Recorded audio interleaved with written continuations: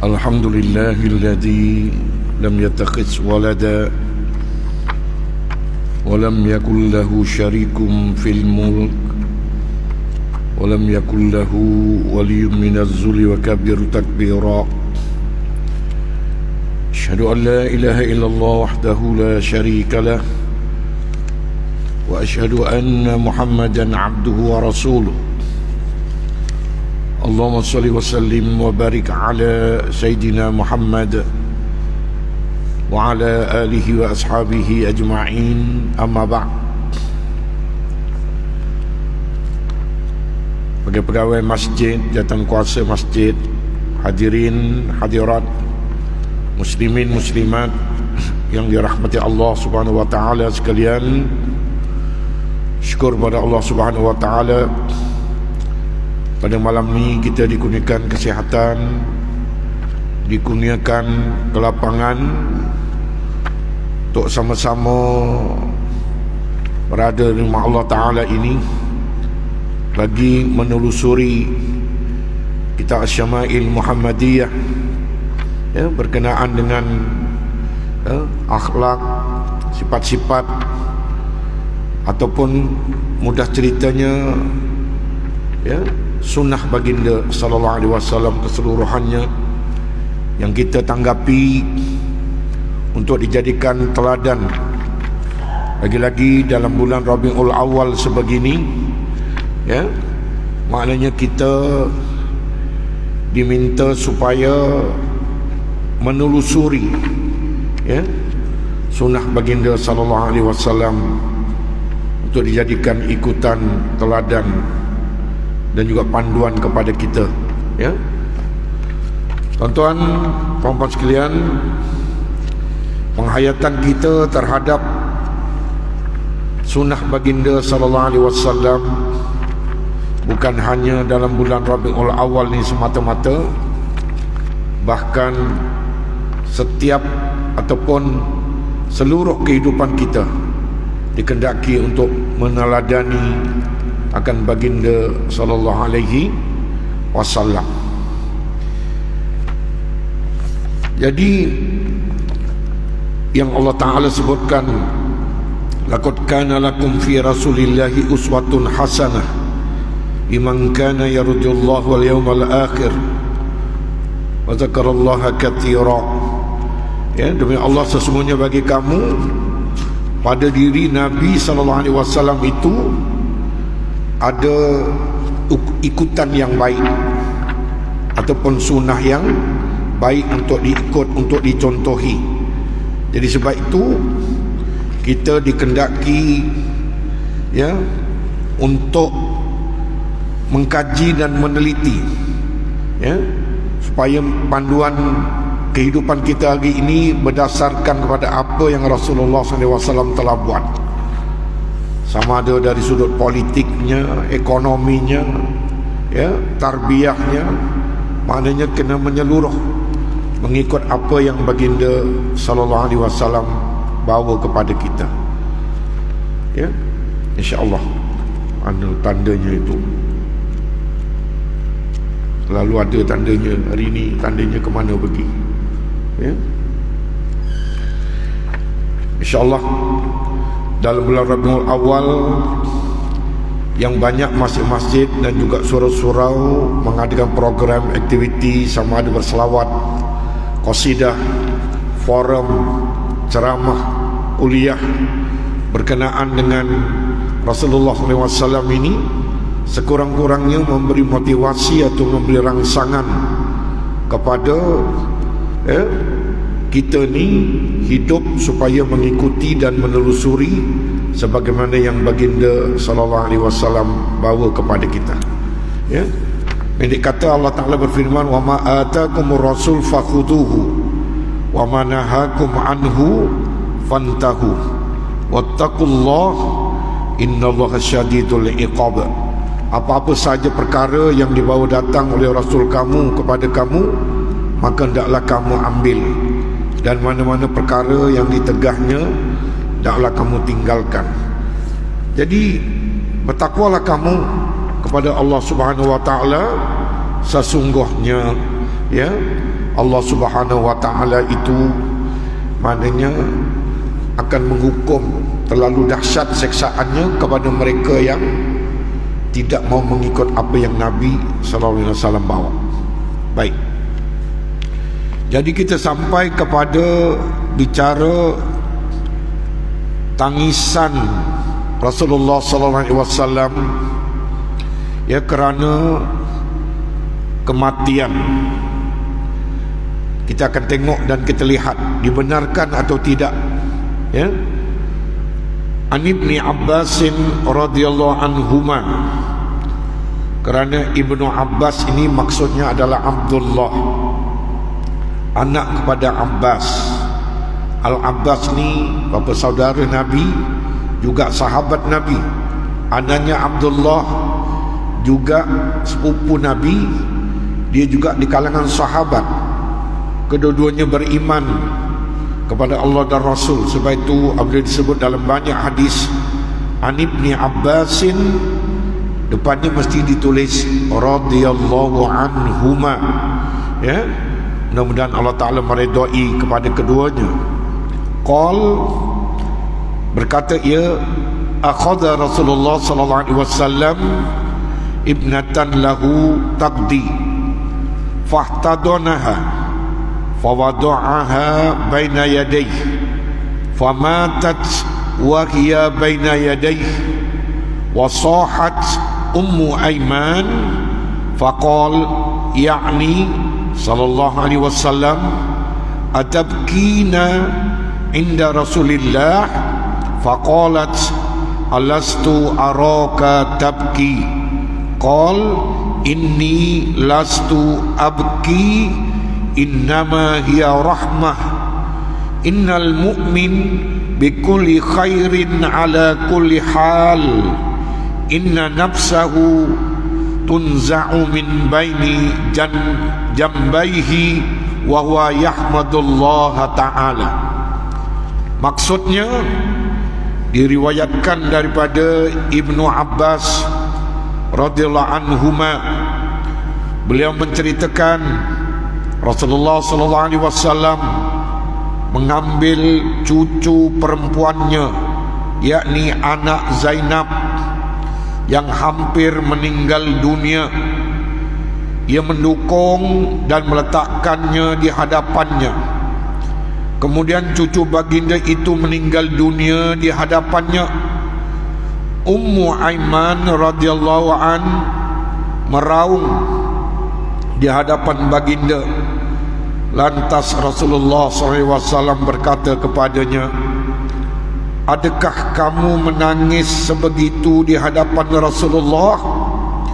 Ummu Aiman pun menjawab, tidakkah aku melihat kamu juga menangis? Baginda menjawab, aku tidaklah menangis sebagaimana kamu menangis. Akan tetapi tangisanku hanyalah sekadar air mata rahmat, simpati. Sesungguhnya seseorang mukmin sentiasa bersama kebaikan dalam setiap keadaannya.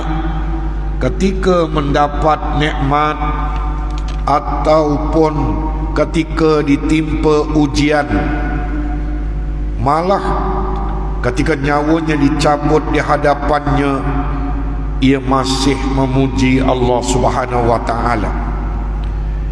Jadi tuan-tuan dan sekalian, tafsiran hadis ini ya menceritakan bahawa Nabi SAW itu juga menangis kerana kematian cucunya, anak Zainab binti Rasulullah. Cuculah, tidak? Namun apabila ada sahabat yang meraung, ya, baginda melarang dan menjelaskan yang diharuskan hanyalah tangisan rahmat, sekadar apa? Menitiskan air atau mengalirkan air mata, tanda simpati, kasihan belas.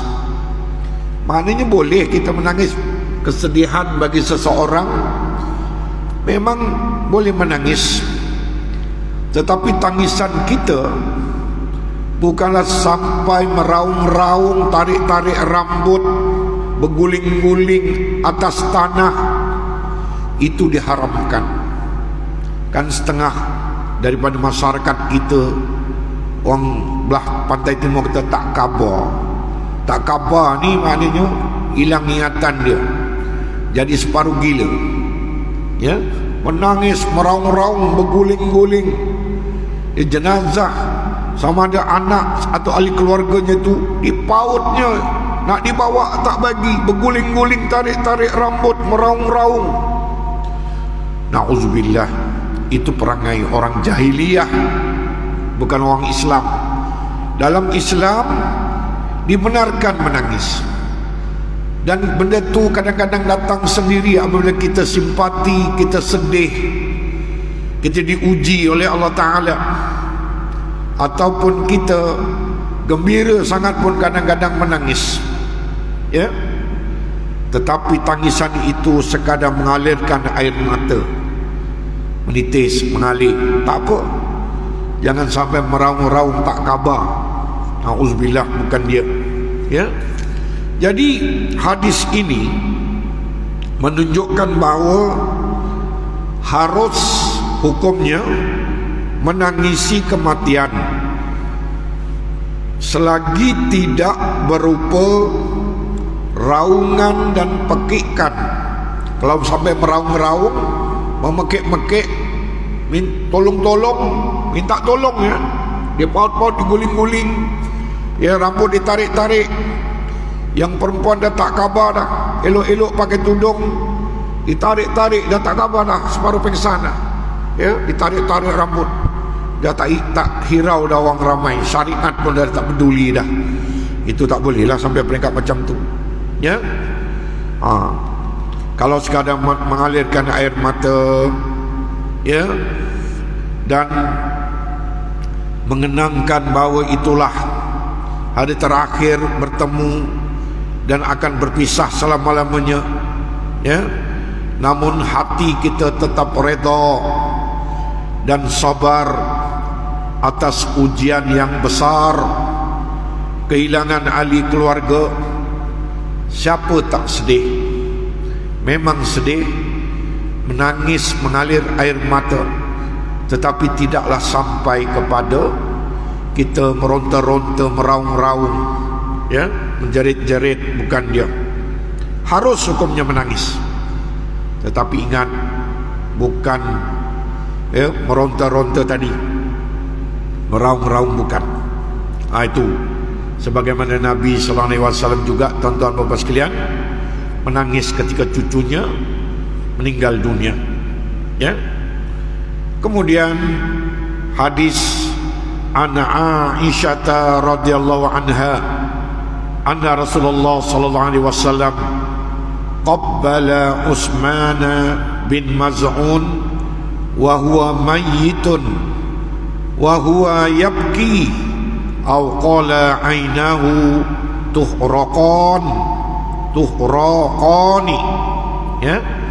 Daripada Aisyah radhiyallahu anha, beliau menceritakan Rasulullah sallallahu alaihi wasallam mengucup Utsman bin Maz'un radhiyallahu an ketika beliau meninggal dunia dalam keadaan baginda menangis, atau dua mata baginda mengalirkan air mata.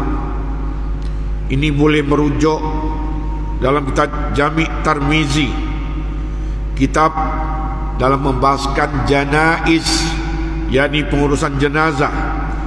Menurut At-Tirmizi, hadis ini adalah hadis hasan sahih, ya.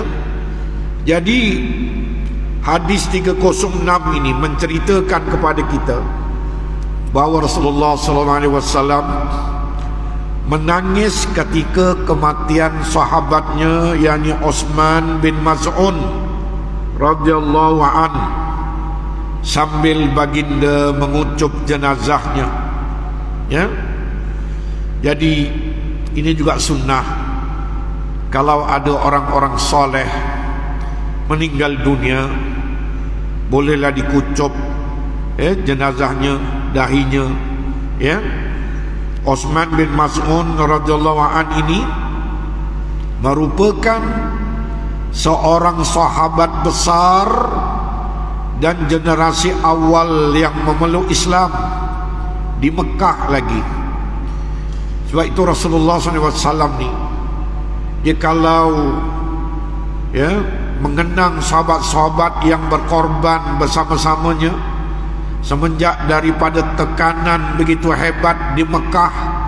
Waktu itu Islam ditekan, ditindas, dimusuhi, dizalimi,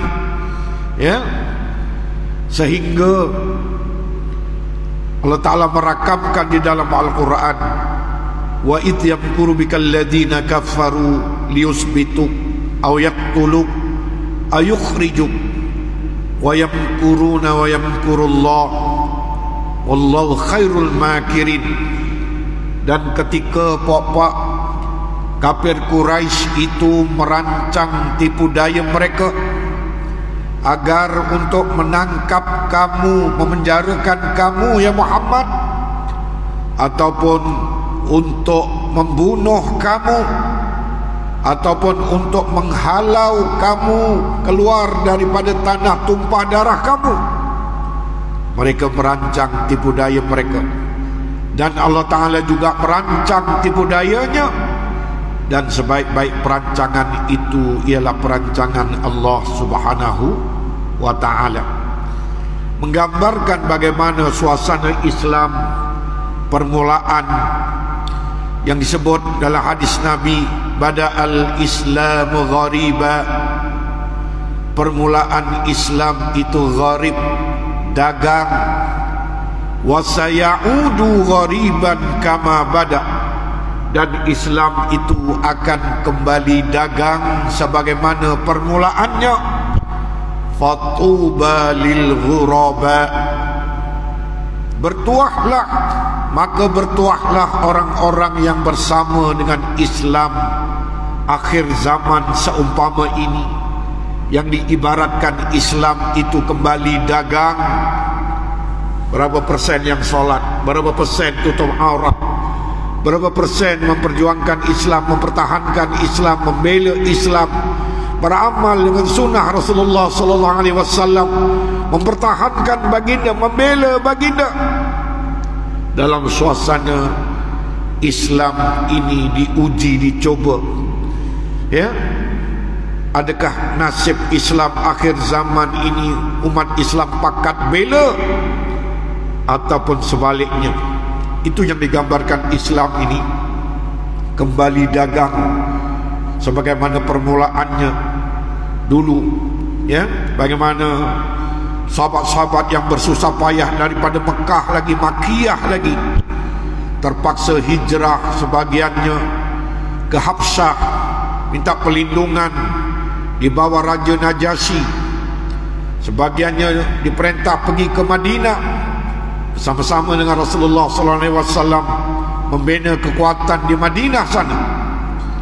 Dan begitu pengorbanan mereka, terpaksa hijrah, meninggalkan kampung halaman mereka, terpaksa meninggalkan keluarga, harta,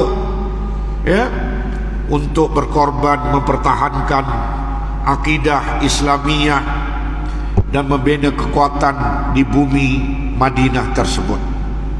Termasuk di antaranya adalah Utsman bin Maz'un ini, generasi awal yang memeluk Islam di Mekah, yaitu seangkatan dengan Abdurrahman bin Auf, seangkatan dengan Abu Salamah dan Abu Ubaidah Al-Jarrah, termasuk dalam kelompok sahabat yang berhijrah 2 kali.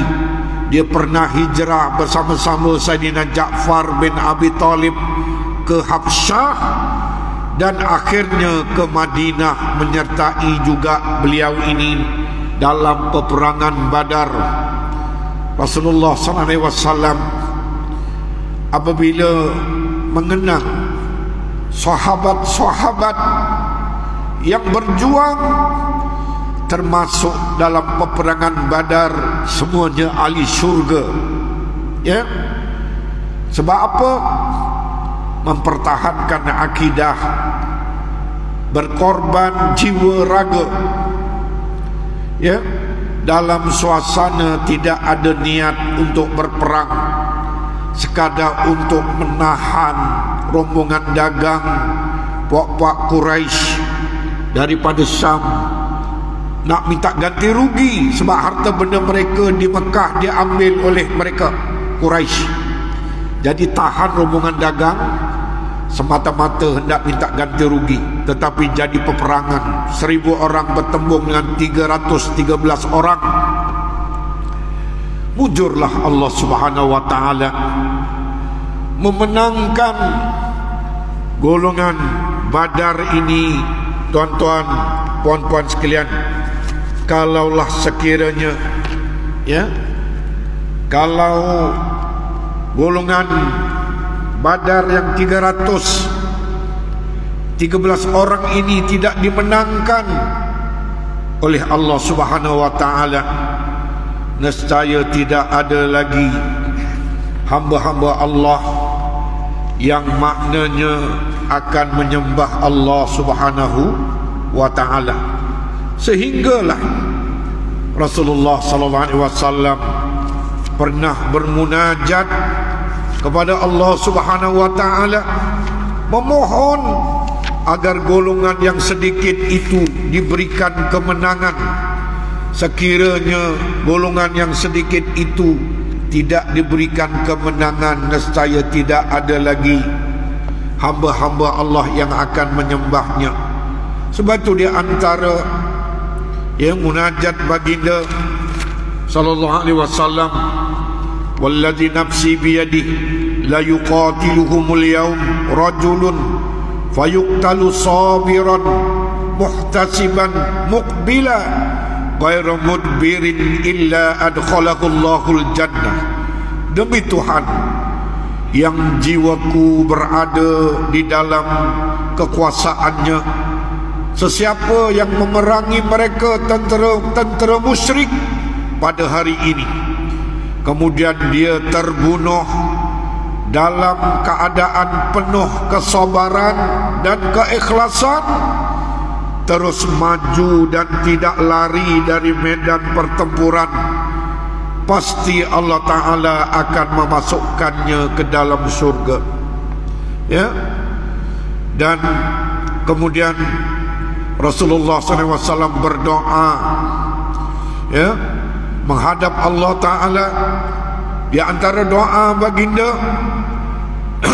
Allahumma inni anshuduka ahdaka wa wa'daka, Allahumma in tuhlik hadhil isabah min ahlil Islam al-mu'minun al-muharibun la tu'bad fil ard. Ya Allah, aku menagih janji dan jaminanmu, ya Allah, jika kamu binasakan kelompok ini, yakni pejuang-pejuang mukmin, nescaya kamu tidak akan disembah lagi di atas muka bumi ini.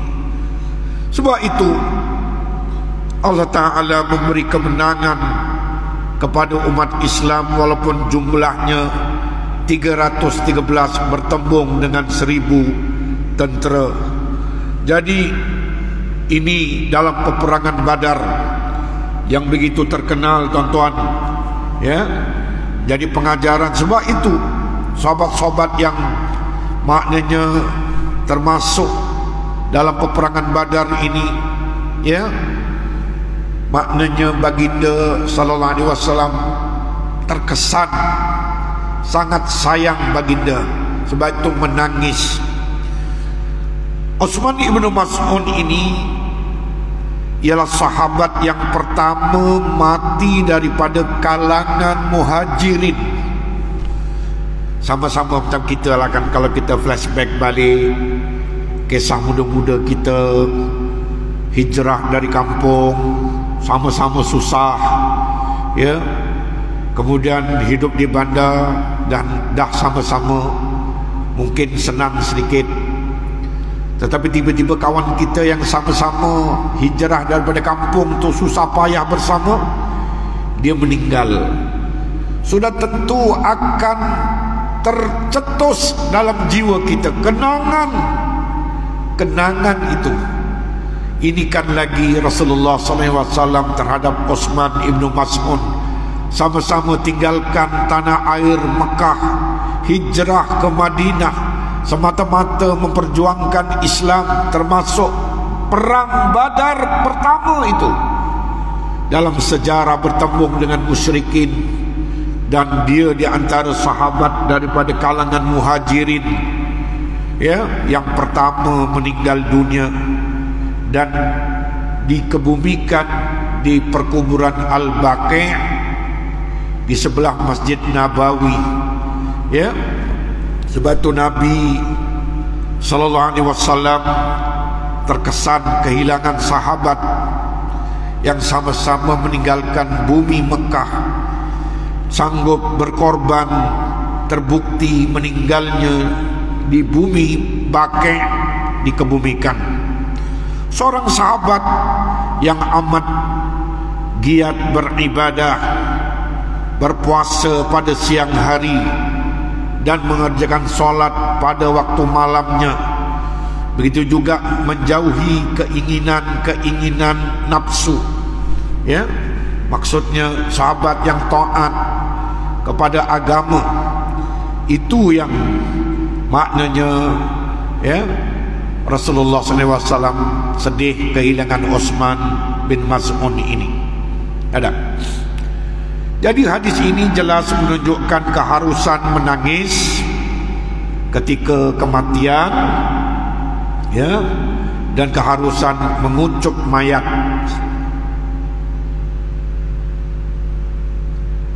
Biasa orang kucup di dahilah, begitu. Telah diceritakan dalam hadis lain bahawa Abu Bakar mengucup Nabi ketika baginda wafat sambil berkata, engkau telah membawa kebaikan ketika hidup dan ketika mati, ya. Ini boleh merujuk dalam bab yang ke-54, ya, kewafatan baginda sallallahu alaihi wasallam. Nanti ke depan kita akan mempelajarinya insya-Allah, ya. Cerita berkenaan wafatnya baginda sallallahu alaihi wasallam, Abu Bakar mengucup dahi baginda, ya. Itu sebagaimana baginda juga mengucup Utsman bin Mas'ud ketika meninggalnya Utsman bin Mas'ud. Baik. Kemudian hadis lain, an Anas bin Malik radhiyallahu an qol syahidna natan di Rasulillah sallallahu alaihi wasallam, ya, syahid natan li Rasulillah sallallahu alaihi wasallam, sebab tanwin bertemu lam, ya. Wa Rasulullah sallallahu alaihi wasallam jalisun 'alal qabri fara'aitu ainaihi tadma'an faqal afikum rajulun lam yuqari fil lailah qala Abu Talha ana qala inzil fanazala fi qabriha. Diriwayatkan daripada Anas bin Malik radhiyallahu an, beliau menceritakan, kami telah menghampiri majlis pengkebumian anak perempuan Rasulullah sallallahu alaihi wasallam. Siapa dia? Ummi Kalsum radhiyallahu anha. Rasulullah sallallahu alaihi wasallam duduk di atas kubur. Aku melihat dua mata Rasulullah sallallahu alaihi wasallam berlinangan. Ini kata Anas, ya. Sebab Anas bin Malik ni pun dah macam keluarga baginda lah. Dia asalnya khadam, tetapi dijadikan macam anak angkat Rasulullah sallallahu alaihi wasallam. Ya, banyak benda-benda yang orang lain tidak meriwayatkan hadis, dia meriwayatkannya. Ya. Sebab itu ketika Rasulullah berada di atas kubur, ketika Ummi Kalsum meninggal dunia, dia melihat kedua mata Rasulullah SAW berlinangan air mata. Kemudian baginda bertanya, adakah ada dalam kalangan kamu hari ini lelaki yang tidak berjima dengan istrinya malam semalam? Kenapa ditanya? Abu Talhah radhiyallahu an menjawab, aku. Baginda berkata kepadanya, turunlah ke dalam kubur. Abu Talhah pun turun ke dalam kuburnya. Ya, di dalam kitab Sahih nanti ada penjelasannya. Jadi hadis ini menceritakan Nabi SAW menghadiri majlis pengkebumian jenazah anak perempuannya Ummi Kalsum binti Rasulullah SAW. Disebabkan kesedihan, baginda menangis hingga mengalir air matanya. Turut diceritakan cara Nabi SAW menguruskan pengkebumian jenazah anaknya itu. Jadi hadis ini nak bagi tahu kita, ya, bagaimana hadis-hadis yang lepas yang menunjukkan keharusan menangis, asalkan jangan melampaui batas. Meraung-raung, kan, terlolong-lolong, tarik-tarik rambut, berguling-guling, bukan. Sekadar mengalirkan air mata. Juga menunjukkan hukum keharusan duduk di tepi kubur, kan. Malah kita boleh solat jenazah di atas kubur itu, ya. Harus untuk orang lelaki memikul mayat perempuan dan memasukkannya ke dalam kubur. Dah biasa, dah berlaku pun. Kalau di masjid kami itu, semua penggali-penggali kubur dan yang cangkul-cangkul tanah itu semua ada orang lelaki. Tak kira jenazah lelaki ke jenazah perempuan, maka orang lelakilah yang mengurus. Ya.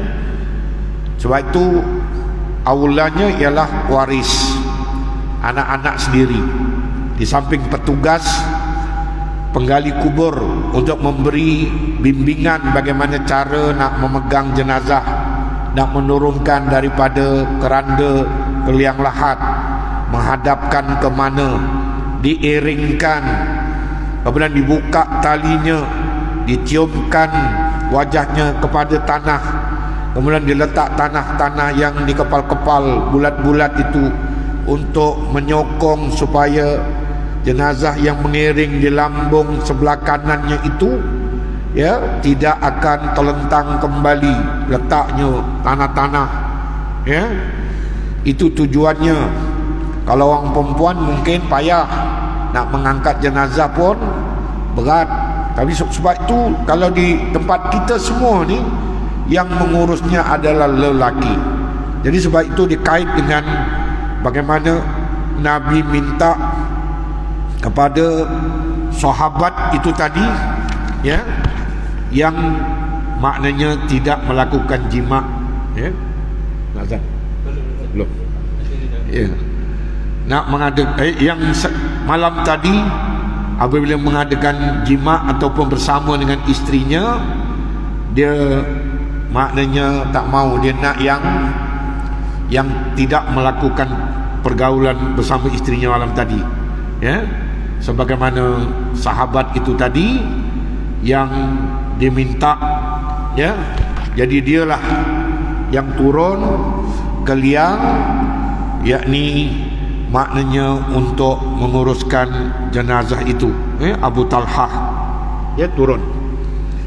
Jadi harus bagi wali kepada si mati, ya, khususnya yang perempuan, untuk wali kepada mayat perempuan, ya, untuk apa? Memberi izin kepada lelaki ajnabi untuk masuk ke kubur si mati itu dan sekaligus harus bagi lelaki ajnabi yang tak ada kaitan adik-beradik, ya, memasuki kubur mayat wanita jika diizinkan oleh walinya.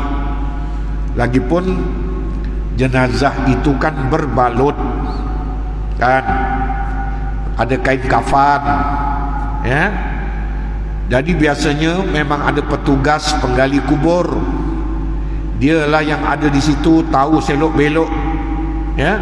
Walau bagaimanapun memang kita menyuruh ahli waris, anak ke cucu ke, untuk turun, lebih aula, dan ada seorang lah daripada kalangan petugas kubur untuk membimbing mereka cara pegang, cara letak dan sebagainya itu. Cuma dari sudut hukum maknanya harus bagi wali kepada si mati perempuan mengizinkan lelaki ajnabi untuk turun ke liang kalau tak ada. Tapi kalau ada anak-anak lelaki sampai 10 orang, seorang pun tak nak turun, itulah khidmat terakhir anak lelaki kepada sama ada ibu ataupun bapanya ataupun adik-beradiknya yang perempuan. Kalau itu pun tak nak, tak tahulah nak cakap macam mana. Sebab kadang-kadang tuan-tuan, ini apabila tarbiyah pendidikan kita ni tidak mengikut susur galur tarbiyah Islam, hal-hal kematian pun mereka jahil, apalagi nak memimpin solat jenazah.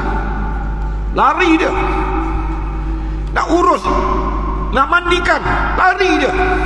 Aku tak boleh, aku pantang lah, aku tak boleh. Entah macam-macam alasan. Nak turunkan jenazah ke dalam liang lahat, anak lelaki, aku tak mau lah, aku tak mau. Tengok sampai jadi macam tu, ya. Walhal itulah khidmat terakhir kita kepada jenazah, ya. Tak maulah kita dalam keadaan begitu. Kita ada anak lelaki, kena didik, kena tarbiyah supaya mereka ini tidak menjadi orang yang banyak alasan dalam hal-hal pengurusan jenazah ini. Sebaik-baik lelaki yang memasukkan mayat wanita ke dalam kubur dicari daripada orang yang tidak menyetubuhi istrinya pada malamnya atau semasa sebelum mayat dikebumikan. Sebab apa?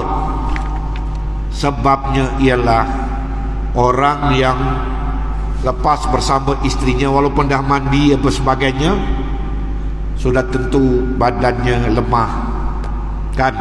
Walaupun dah mandi untuk segar tetapi lemah, ya. Dan yang kedua, sunnah Nabi menyatakan bahawa tak bunyi. Sila.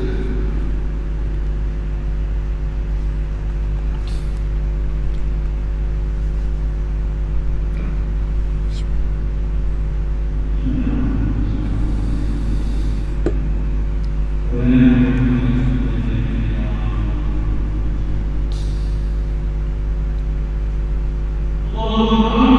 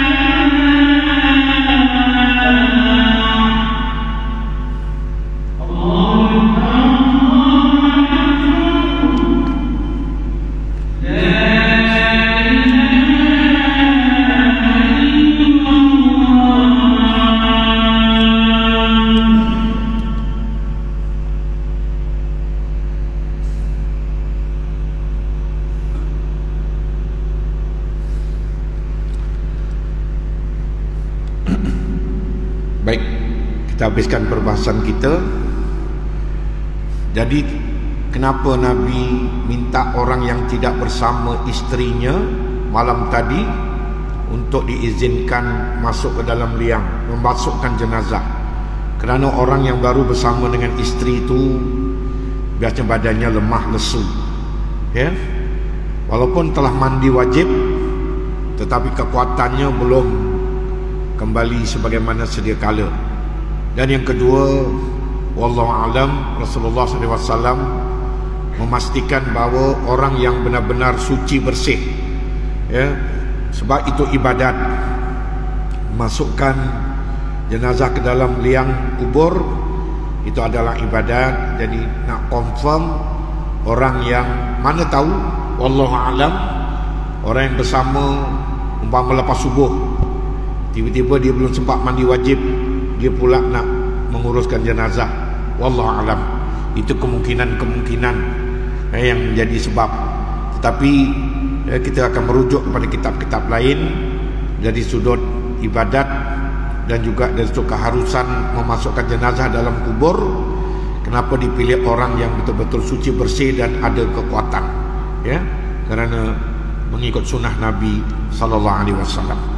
Jadi itu di antara beberapa perkara yang berkaitan dengan pengajian kita.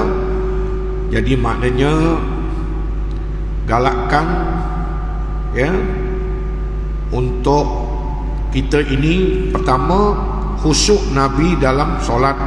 Itu berdasarkan hadis yang hari itulah. Kalau menangis dalam solat boleh menyebabkan batal solat sekiranya jelas huruf yang disebut. Hu itu ada maknanya, ya. Tapi sekadar mengalir air mata tak apa. Kemudian sejauh mana terkesannya Quran dalam jiwa Nabi dan kasih sayang baginda kepada umatnya. Sebab itu Nabi menangis juga dalam solat, ya. Galakkan mendengar Al-Quran, memberi perhatian, tadabbur kepadanya dan menangis apabila kita membacanya. Galakkan meminta orang lain memperdengarkan bacaan Al-Quran dan kita mendengarnya dengan tadabbur, ambil pengajaran. Menghembus, meludah dan menangis tidak membatalkan solat, ya. Tapi menangis yang macam mana tadi? Sekadar menitiskan air mata, bukan sampai keluar huruf-huruf yang boleh membatalkan solat. Keharusan bercakap, bermunajat dengan Allah dalam solat. Kaifiat solat gerhana, hari itu pengajian yang lepas dah dibahaskan. Keharusan menangisi kematian selagi tidak menjadi raungan dan ratapan. Keharusan mengucup jenazah, keharusan duduk di tepi kubur, dan keharusan orang lelaki memasukkan mayat perempuan ke dalam liang kubur dengan izin wali si mati. Itu di antara kesimpulan pengajian kita malam ni. Mudah-mudahan dia memberi manfaat bersama kepada kita, ya, tuan-tuan dan puan sekalian. Sekadar itu aqulu qauli hadza wa astaghfirullahal azim li wa lakum. Assalamualaikum warahmatullahi wabarakatuh.